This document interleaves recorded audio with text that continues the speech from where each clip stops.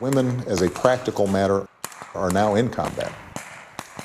They may not get treated as if they're in combat, but when they're in theater, in places like Iraq and Afghanistan, they are vulnerable, they are wounded, and they have carried out their jobs with extraordinary patriotism and distinction. Great risks.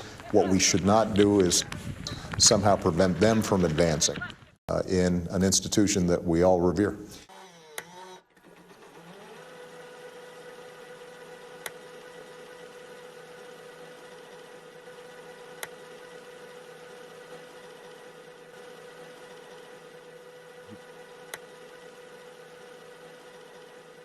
I've been in for 8 years.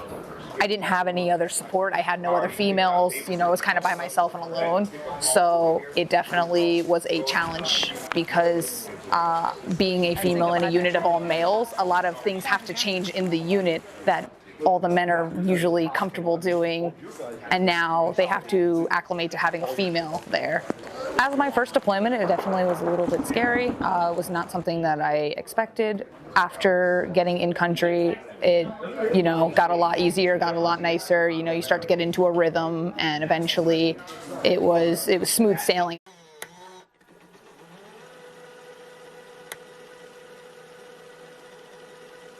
All the men looking at you like, okay, who's this female? Why does she think that she belongs here? I've had a lot of challenges physically with myself, with, again, trying to keep up and trying to stay up with everybody else. Especially as a combat engineer, it requires you to be lifting a lot of heavy demolition and trucking up a hill potentially and things like that.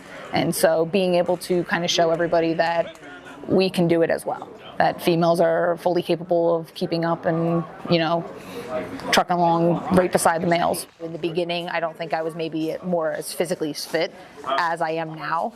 And I think also being in a higher rank, it definitely shows a little bit more. And so that I've had the determination to continue to do what I do and get myself where I am now.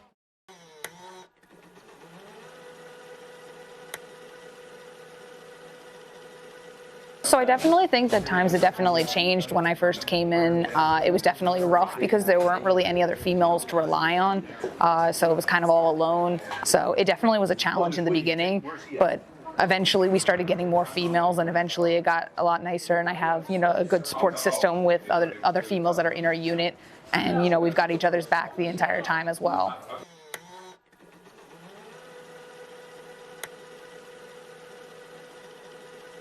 A lot of the males think that, oh, here's a female, here she goes again, trying to keep up. And then when you actually do keep up with them, it's almost like a nice feeling. I'm sorry. It's almost a nice feeling for me because of the fact that it's like, okay, I can keep up, and I know that I can keep up, and, you know, it kind of puts them almost in their place. And so I think that's definitely something that was big.